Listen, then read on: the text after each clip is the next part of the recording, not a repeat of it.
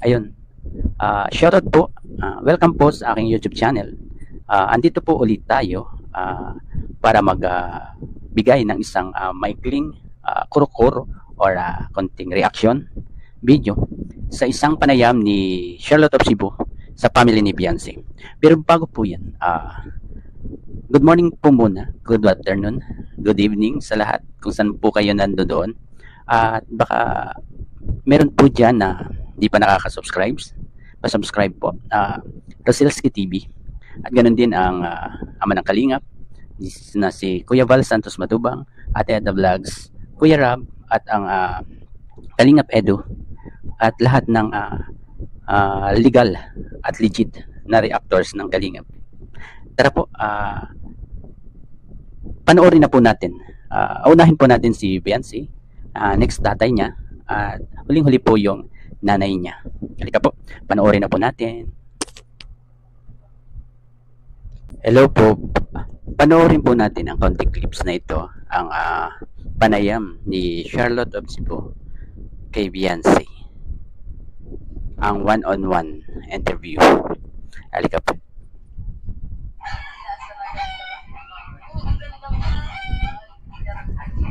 Ang ingay ng manok. You were thinking simpleng bahay lang. As long as safe yung family mo, yun yung pinaka-importante. But when you saw it, how did you feel ba? Hindi ko nakakahiya. Nakakahiya? Parang nahihiya na. Bakit ka nahihiya? Kasi marami pa naman kung ano dapat tulungan. Mas malaki parang yung ano, kumbaga, parang pwede na yung pandalawang bahay. Kaya nahihiya na siya kasi dapat daw marami pang matulungan, hindi lang siya. Parang ang nasa isip niya, sa kanya nakapokus si Kalingap Rab sa pabahay niya kasi malaking na. Tapos yung bahay niya, dapat daw dalawang bahay na. Pero salamat na rin tayo sa mga sponsor kasi tinulungan si Beyonce na dati ang gusto lang niya simple, tapos makaalis lang sa tabing dagat. Yun lang ang gusto nila, pamilya. Pero gawa ng sponsor, nabigyan sila ng maganda at malaking bahay. Salamat po sa mga sponsor na yun. Diretso po tayo. How do you describe yung buhay mo na meron ka ngayon? Just one word. Happy. Do you mind to explain? Why did you choose that word? Why do you think na happy ka na ngayon? Ano, siyempre po, eto, magpapasok na naman ako. Tapos wala po tumawa sa akin. Tapos mga maluso.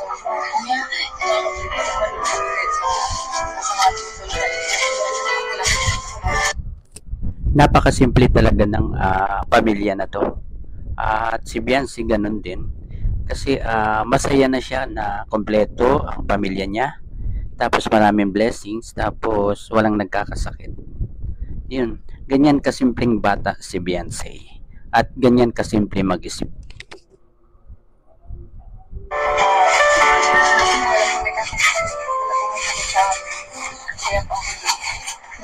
Sa mga blessings po na natatanggap ko na masaya ko.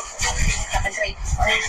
I'm so proud of you, honestly. At your young age, no, palagi mo talagang iniisip yung family mo.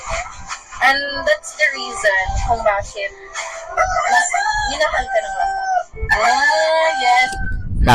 Tama ka, Charlotte of Cebu. I feel so proud of her talaga. Kasi hindi, that's true. That is true. Hindi lahat ng mga Naiiyak na po si Beyonce. Mababa din pala ang luha ni Beyonce. No? Hindi natin alam na kung iba ang mag-interview sa kanya ng ganyan, yung heart talk, ganyan siya magiging kaiyakin. Okay? So, diretso pa po tayo. kabataan natin ngayon, no? Hindi lahat ng kabataan natin ngayon na iniisip yung family. Huwag mo din akong paiyakin dahil.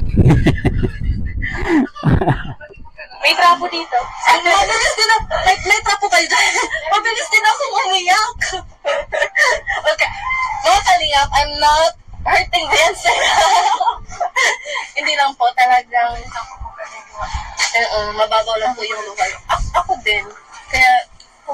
tinatawag din akong OA. Charot mo. OA po ako. So, it's okay. Ganun talaga. Pag yung pinaghuhugutan mo talaga ay yung... Pero thank you din sa partner ko. Sa ano. Yung, May malaki ba siya may tulong sa'yo? sobrang kung ano lang. In what way? Just ano lang, brief answer. In what way? Siguro po kung wala po siya, wala yung love team namin. Yeah. Hindi mo naman po ako makikilala sa Kuya Rob. Kuya Rob, sobrang tulong. Tapos, parang tulong sa kanya. And he is guiding and supporting you as well. Saka yung confidence ko po na dati po hindi ko talaga ako nagsasalita bakit hindi ako dati. Pero nung nagkaroon ng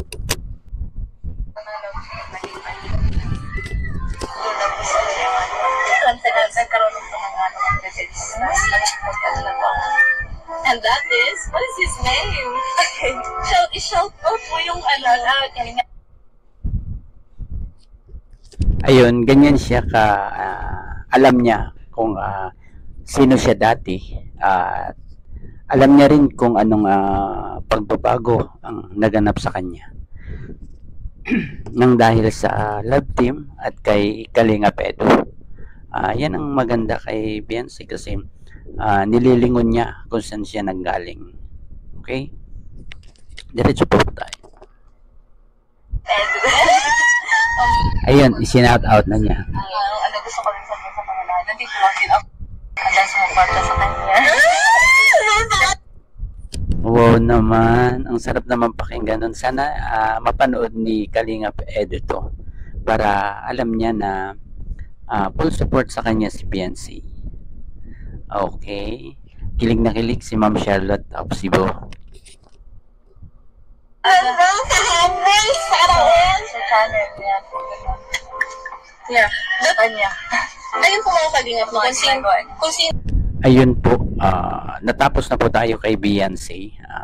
Alam naman natin na ganyan talaga ang ginagawa ni Beyonce. Full support siya sa channel ni Kalinga Edo. Sa lahat ng mga ginagawa ni Kalinga Edo, full support talaga siya. Siyempre, pag minsan nagla-live si Kalinga Edo, hindi siya nagme-message pero alam natin na nanonood po siya. Kasi alam niya dati ang mga nangyayari sa live ni Kalinga Edo, di ba? Ayun. Tapos na po tayo kay Beyonce. Susunod po natin ay yung sa tatay naman ni Beyonce. Halika po, panoorin na po natin.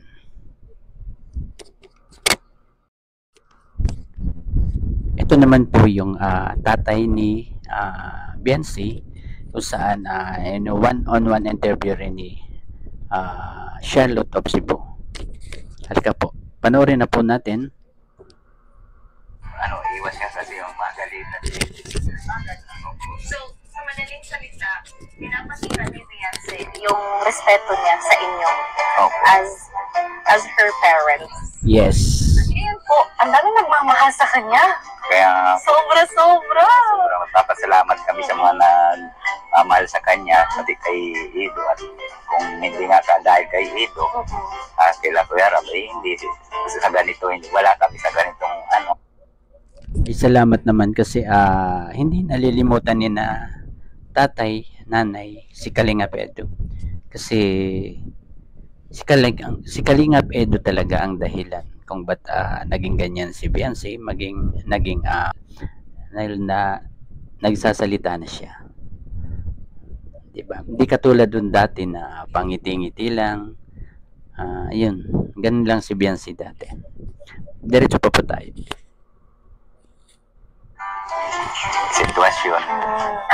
Ako po, ang masasabi ko po ay ako ay lubos na nagpapasalamat po kaming pamilya sa mga lahat na nag-sponsor, sa mga viewers, saka yung nagmamarathon po ng ni Beyonce, kasi kung hindi po dahil sa inyo. Walang anuman, tay. Isa po ako sa nagmamarathon ng EDSI. At walang anuman po. Iyon po ang paraan namin para makatulong kay Kalinga Prab, pati na rin kay Beyonce. Yun lang po ang may tutulong namin. Diretso po po tayo.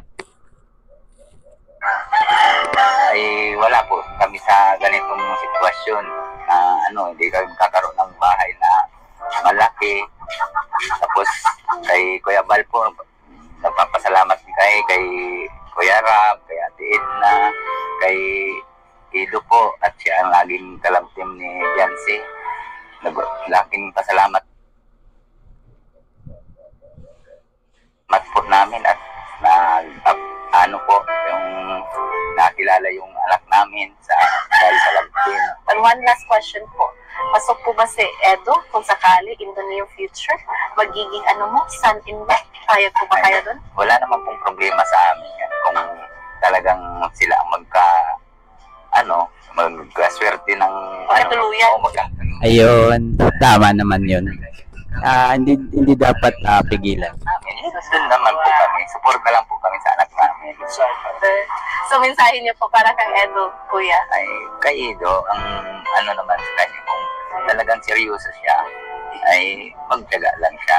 Yes. Kasi di pa kasi legal age si Viet. Kalingap Eds ha. Boto sa iyo ang tatay ni Biancy. Yun nga lang, kung talagang seryoso ka, magtsatsaga ka. Hintayin mo si Biancy na makatapos ng pag-aaral. Yun ha, Kalingap Eds. Malinaw ha. Diretso po tayo. Kasi ako noon nagtira din ng ganyan kahit ilang nagtiis. Ayun naman. Totoo naman yun, Tay. Totoo yun. Dapat, kung mahal mo talaga, magtsatsaga ka. Pagsusumikapan mo talaga. Lahat ng bagay na gusto mo, talagang pagtsatsagaan mo kung gusto mo talaga.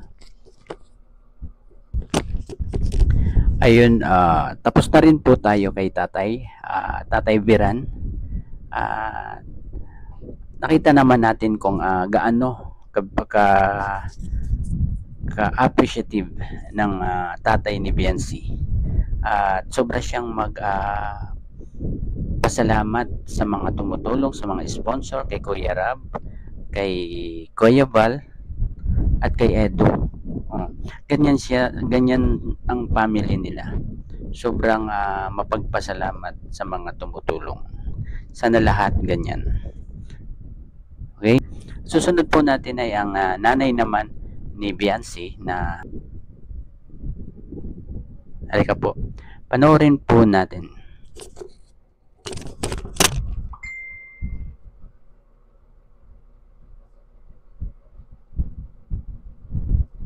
Lang sounds. Kasi parang nagbago ang buhay talaga. Yung dati nagsasabaw lang kami ng kangkong. Mama, nasaan yung karne? Sasay ko nakalipad. Ang laki ng pasasalamat niya dahil nga sa Kalingap ay Kasi parang nagbago ang buhay talaga. Yung dati nagsasabaw lang kami ng kangkong. Mama, nasaan yung karne? Sasay ko nakalipad. Imagine mo na lang. Oo, yung Nakaligtaan. nilalagyan lang ng sinigang sa pero ang sarap ng kain nila.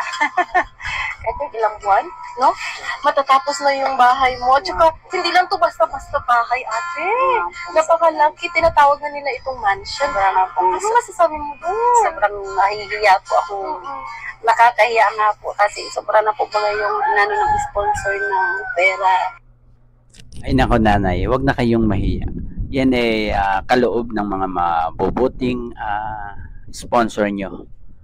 Ang mga nagmamahal kay Biancy. At hindi lang kay Biancy, sa inyong family. Kasi napakabait nyo at hindi kayo nakakalimot sa mga tumutulong sa inyo. At hindi kayo nakakalimot magpasalamat.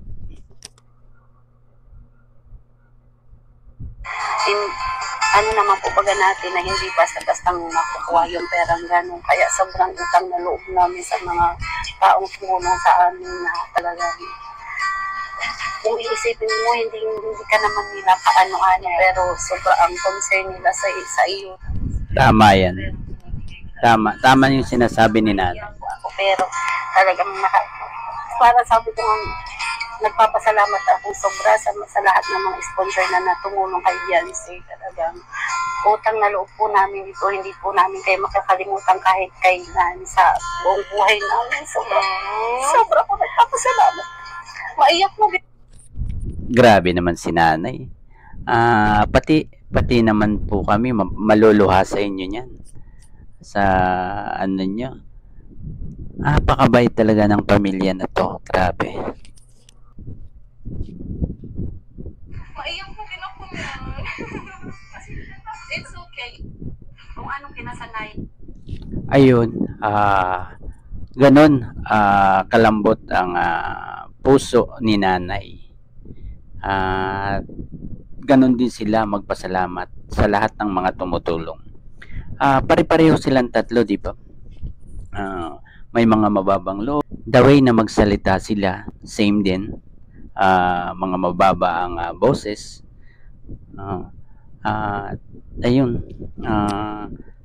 Ang masasabi ko lang talaga karapat dapat po silang talagang tulungan. Kasi bukod sa kailangan talaga nila ng tulong, sobrang mababait pa sila. Hindi sila nakakalimot sa mga tumutulong, especially kay Kalinga Prab at kay Edo at kay Kuya Val at Edna. Karapat dapat po silang matulungan talaga. Ayun, hanggang dito na lang po ang ating konting reaction. Bago po tayo magtapos, ito po, baka naman po pwedeng makalambing pa-support po Roselski TV. At ang ating ama ng Kalingap, Kuya Val Santos Matubang, Ate Edna Vlogs, Kalingap Rob, Kalingap Edu, at sa lahat ng mga legit na reactors lamang. Ayun po. Bye-bye po. Hanggang sa susunod na video. Salamat.